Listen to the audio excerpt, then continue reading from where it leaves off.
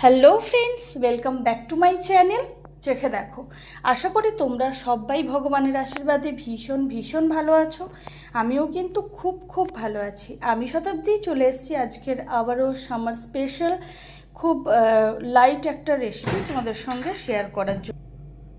আর হ্যাঁ বন্ধুরা, আজকের ভিডিওর প্রত্যেকটা আজকের যে রান্নার রেসিপিটা আমি তোমাদের সঙ্গে শেয়ার করব তার প্রত্যেকটা স্টেপস কিন্তু ভীষণ ইউনিক। তো সে কারণে ভিডিওটা স্কিপ না করে পুরোটা দেখার কিন্তু অনুরোধ রইল। তো টাইটেল আর থাম্বনেল দেখে তো বুঝেই গেছো আজকের কি বানাবো। তাহলে চলো দেরি না করে বলে দিই ঝটপট। আজকের আমি বানাবো লাউ ডাঁটা আলু দিয়ে মোরলা মাছের ঝোল। তো লাউ ডাঁটা আলু দিয়ে মোরলা মাছের ঝোল বানানোর জন্য আমি এখানে লাউ ডাঁটা নিয়েছি। তবে লাউ ডাঁটাগুলো কিন্তু শুধুমাত্র ডগার দিকের কিছুটা অংশ নিয়েছি যাতে নরম হয়, আর ডগার দিকের কিছুটা পাতা এইভাবে বড় বড় করে কেটে নিয়েছি এখানে আলুগুলোকে দেখতেই পাচ্ছ একটু সরু করে লম্বা করে কেটে নিয়েছি মোরলা মাছগুলোকে কেটে ধুয়ে ভালো করে লবণ মাখিয়ে নিয়েছি। আর মোরলা মাছগুলো কিন্তু একটু বড়, বেশ মোটামুটি আমাদের মাঝখানের আঙুলটার মতো মোটামুটি বড়ই হবে, তো যে কারণে এর ঝোলটা ভীষণ ভালো হবে। নিয়েছি পেঁয়াজ কুচি, এখানে নিয়েছি সর্ষে আর পোস্ত ভিজিয়ে রেখেছি। তবে সর্ষের পরিমাণ খুবই সামান্য, একটা টেবিল চামচের 1/4 ধরতে গেলে সর্ষেটা দিয়েছি, কিন্তু পোস্তর পরিমাণটা আমি অনেকটা দিয়েছি। কিন্তু যেহেতু আমি ঝোল বানাচ্ছি এখানে পোস্তটা প্রচুর দেওয়ার দরকার নেই, সেটা তোমরা কোয়ান্টিটি বুঝে অল্প দিলেও হবে। আমি একটু পোস্তর পরিমাণটা বেশি রেখেছি কারণ আমাদের খেতে ভালো লাগে, সে কারণে। নিয়েছি টমেটো কুচি, এখানে নিয়েছি শুকনো লঙ্কা আর রাঁধুনি, এগুলো নিয়েছি ফোড়নের জন্য। নিয়েছি কাঁচা লঙ্কাগুলোকে আমি সর্ষে আর পোস্তর সঙ্গে মিহি করে পেস্ট করে নেব। নিয়েছি লবণ আর নিয়েছি হলুদের গুঁড়ো। তো সবার প্রথমে আমি মাছ আর আলুর মধ্যে হলুদের গুঁড়ো মাখিয়ে নেব।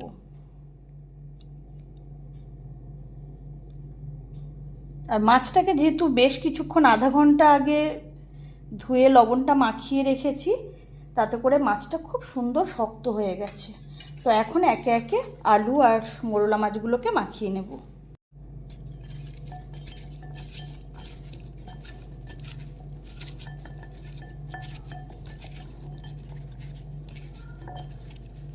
আর স্পেশালি এই রান্নাটার জন্য একটু বড় সাইজের মোরলা মাছ হলে বেশি ভালো, যেহেতু ঝোল বানাচ্ছি, যে কারণেই তোমাদেরকে বলা যে একটু বড় সাইজের নিতে।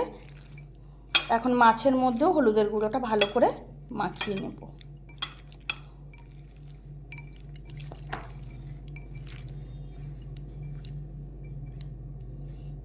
মাছগুলো বেশ বড়। তো যাই হোক বন্ধুরা, ভিডিওটা পুরোটা দেখতে থাকো। মাছ আর আলুতে কিন্তু হলুদের গুঁড়ো মাখানো কমপ্লিট, আর স্টেপ বাই স্টেপ আমি তোমাদের সঙ্গে রান্নাটা শেয়ার করে নেব। তাহলে চলো এখন সোজা চলে যাব রান্নাতে। তেলটাকে সবার প্রথমে খুব ভালো মতো ধোঁয়া ওঠা গরম করে নিতে হবে, যাতে মাছগুলো যখন ভাজবো মোরলা মাছগুলো যাতে ভেঙে না যায়। তো সর্ষের তেলটা কিন্তু খুব ভালো মতো আমি ধোঁয়া ওঠা গরম করে নিয়েছি। এখন কিছুটা মোরলা মাছ দিয়ে দেবো তেলের মধ্যে।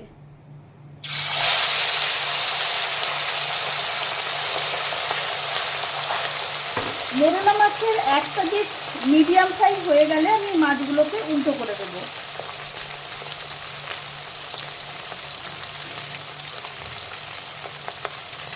যেহেতু ঝোল বানাবো, মোরলা মাছের পাতলা ঝোল বানাবো, তো সেক্ষেত্রে পাতলা ঝোলের মাছকে খুব বেশি কড়া করে না ভাজাই ভালো। তো মোরলা মাছের একটা দিক কিন্তু মিডিয়াম ফ্রাই হয়ে গেছে, তো আমি মাছগুলোকে উল্টো করে দেবো। এর থেকে কড়া কিন্তু বন্ধুরা ভাজবো না, তাহলে কিন্তু অতটা টেস্ট থাকবে না, টেস্টটা কিন্তু কমে যাবে খুব বেশি যদি কড়া করে ভেজে নেওয়া হয়। এখন মোরলা মাছের উল্টো দিকটাকেও একইভাবে মিডিয়াম ফ্রাই করে নেব। তো মোরলা মাছের দুটো দিকই এখন মিডিয়াম ফ্রাই হয়ে গেছে, মাছগুলোকে আমি তেল থেকে তুলে নেব।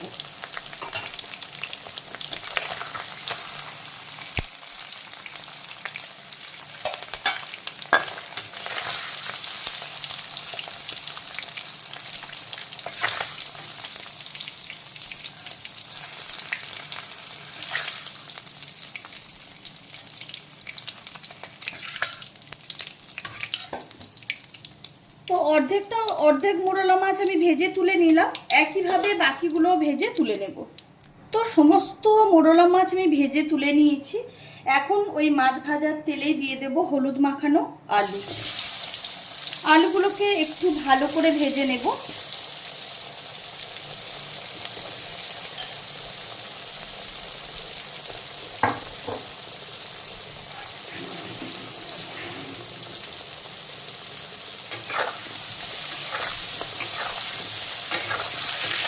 এইভাবে উল্টে পাল্টে খুব ভালো করে আলুগুলোকে ভেজে নিতে হবে।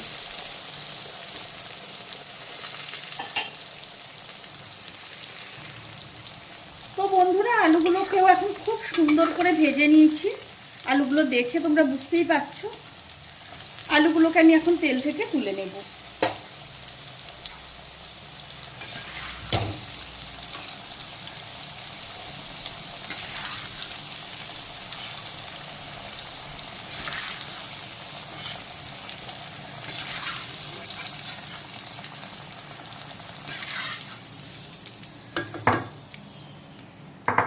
এখন মোরলা মাছ আলু সব কিছুই খুব ভালো করে ভেজে নিয়েছি।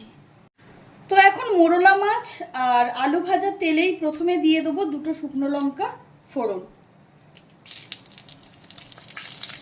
2 ভাগ করে দিয়ে দিলাম। শুকনো লঙ্কাটা একটু কালো করে ভেজে নেওয়ার পরে আমি এর মধ্যে দিয়ে দেব রাঁধুনি ফোড়ন। তো শুকনো লঙ্কাটা কিন্তু এখন কালো করে ভেজে নিয়েছি। এখন দিয়ে দিচ্ছি রাঁধুনি ফোড়ন।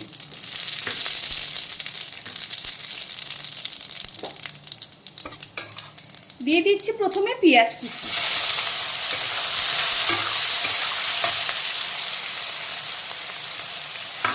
প্রথমে পেঁয়াজ কুচিটাকে হালকা বাদামি কালার করে ভেজে নেব।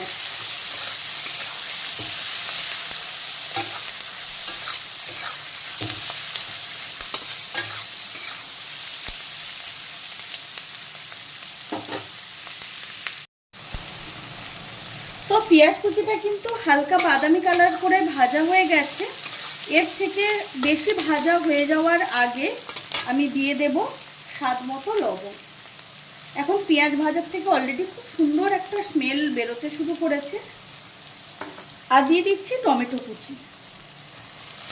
এখন পেঁয়াজটা পেঁয়াজের বাকি যে ভাজাটা হবে সেটা টমেটোর সঙ্গে করে নিতে হবে। এখন আবারও বেশ কিছুক্ষণ টমেটো কুচি আর পেঁয়াজ কুচিটাকে ভালো করে ভেজে নেব, লো টু মিডিয়াম আছে অল্টারনেট করে করে।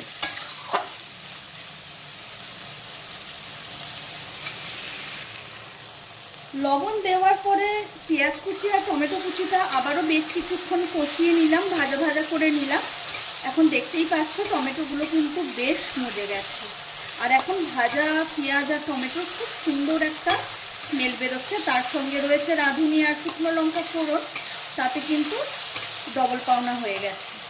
তো এখন আমি দিয়ে দেব পরিমাণ মতো হলুদের গুঁড়ো।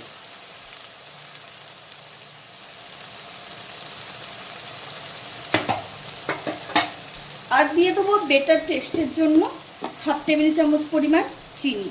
প্লিজ এটা নিয়ে কেউ কোনো বাজে কমেন্ট করবেন না, কারণ তার একটাই কারণ, এই চিনিটা শুধুমাত্র ফ্লেভারের জন্য। এখানে কিন্তু তরকারিটা কোনোভাবে মিষ্টি হবে না, শুধুমাত্র একটা সুন্দর ফ্লেভারের জন্যই দেওয়া। তো এখন আবারও বেশ কিছুক্ষণ টমেটো পেঁয়াজ কুচিটাকে ভালো করে কষিয়ে নেব।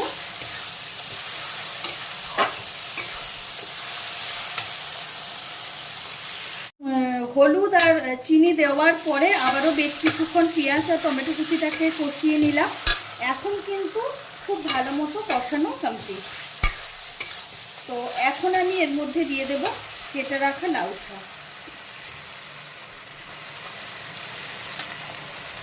একেবারে ডগার দিকের ডাঁটাগুলোই কিন্তু নিতে হবে।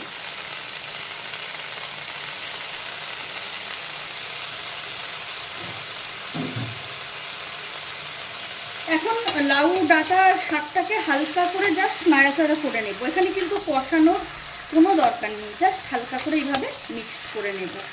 আর হ্যাঁ, তোমরা চাইলে এমনি নর্মাল ডাঁটাও দিতে পারো, তবে ডাঁটাগুলো একটু শক্ত হবে, সে কারণেই বলা যে একেবারে ডগার দিকেরগুলো হলে খেতেও কিন্তু ভালো লাগবে। যেহেতু পাতলা ঝোল বানাচ্ছি ছোটো মাছে, তো সেক্ষেত্রে কিন্তু একটু নরম হলে কিন্তু বেশ ভালো লাগে খেতে। শাকটাকে কিন্তু জাস্ট ভালো করে মিক্সড করে নিলাম। এখন আমি এর মধ্যে দিয়ে দেবো কিছুটা গরম জল, দিয়ে দিচ্ছি গরম জল। আর যেহেতু ঝোল বানাচ্ছি সেটা বুঝেই কিন্তু জলটা দিতে হবে।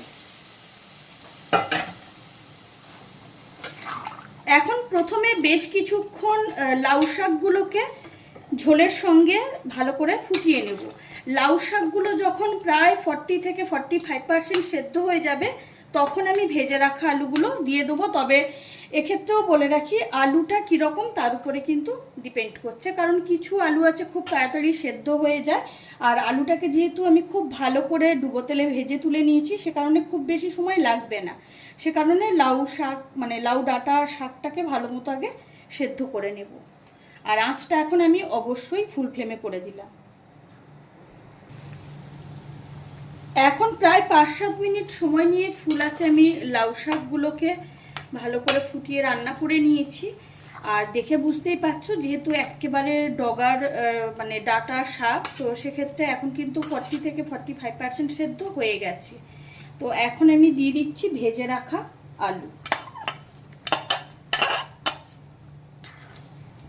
এখন আবারও বেশ কিছুক্ষণ ফুল আছে রান্নাটা করে নেব। আর এই যতক্ষণে লাউ ডাঁটা আর আলুগুলো সেদ্ধ হচ্ছে তার মাঝখানে আমি সর্ষে পোস্ত আর কাঁচা লঙ্কার একটা মিহি পেস্ট বানিয়ে নিচ্ছি। তোমরা চাইলে কাঁচা লঙ্কা নর্মাল চিড়েও দিতে পারো, তবে সর্ষে পোস্তর সঙ্গে পেস্ট বানিয়ে নিলে তাতে স্মেলটা অসাধারণ আসে। তো এখন আবারও বেশ কিছুক্ষণ পুরো ডাঁটা আর আলুটা 85 থেকে 90% সেদ্ধ হওয়া পর্যন্ত রান্না করে নেব ফুল আছে। ডাঁটা আর আলুগুলো যখন প্রায় 90% সেদ্ধ হয়ে যাবে, 85 থেকে 90%, তখন আমি ভেজে রাখা মোরলা মাছগুলোকে ঝোলের মধ্যে দিয়ে দেব। তো এখন আবারও প্রায় 10 মিনিট সময় নিয়ে ভেজে রাখা আলুগুলো দেওয়ার পরে ডাঁটা আর আলুগুলো ভালো করে ঝোলের সঙ্গে ফুটিয়ে নিয়েছি। এখন আলু আর ডাঁটা দুটোই কিন্তু প্রায় 90% সেদ্ধ হয়ে গেছে। এখন আমি ভেজে রাখা মোরলা মাছগুলোকে দিয়ে দিচ্ছি ঝোলের মধ্যে।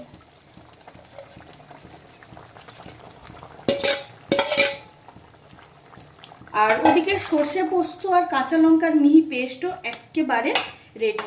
এখন মোরলা মাছগুলোকে ঝোল লাউ ডাঁটা আলুর সঙ্গে আবারও 2-3 মিনিট ফুল আছে ফুটিয়ে নেব, যাতে করে মাছের কাতটা খুব ভালো মতো ঝোলের সঙ্গে মেশে লাউ ডাঁটা আর আলুর মধ্যেও যাতে খুব ভালো মতো ঢোকে, আর সমস্ত মশলার ফ্লেভারটা যাতে মাছের মধ্যে ঢোকে সেটা খেয়াল রাখতে হবে। আর আঁচটা কিন্তু অবশ্যই ফুল ফ্লেমে রাখতে হবে।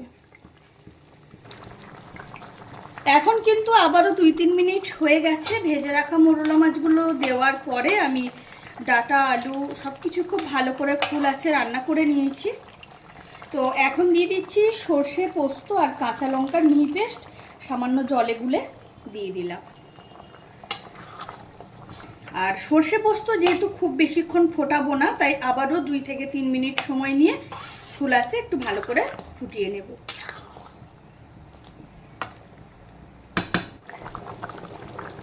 তো সর্ষে পোস্ত আর কাঁচা লঙ্কার মিহি পেস্টটা দেওয়ার পরে আবারও 2 থেকে 3 মিনিট ফুল আছে ঝোলটাকে ফুটিয়ে নিলাম।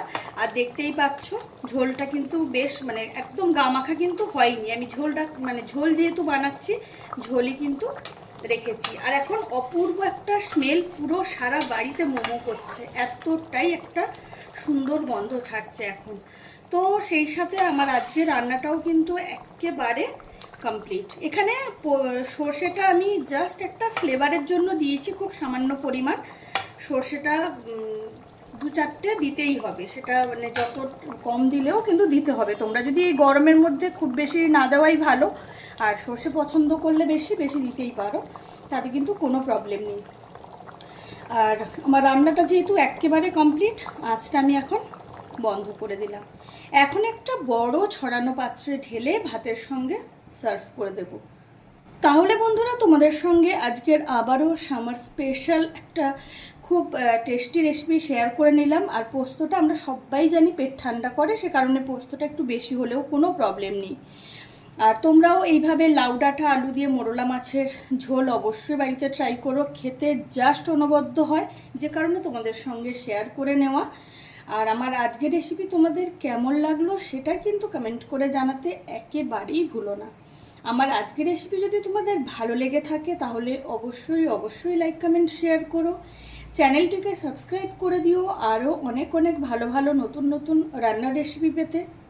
পাশে থাকা বেল আইকনটি অবশ্যই প্রেস করে দেবে, তাতে করে আমি যখনই কোনো নতুন রান্নার ভিডিও আপলোড করব সবার প্রথম তোমরা নোটিফিকেশান পাও। মোরলা মাছের বা লাউ ডাঁটার আবারও কোনো নতুন স্বাদের নতুন রেসিপি নিশ্চয়ই তোমাদের সঙ্গে খুব তাড়াতাড়ি শেয়ার করে নেব, বা গরমের আবারও কোনো খুব লাইট রেসিপি খুব তাড়াতাড়ি তোমাদের সঙ্গে শেয়ার করে নেব। ভালো থেকো, সুস্থ থেকো, আজকের মতো বিদায়।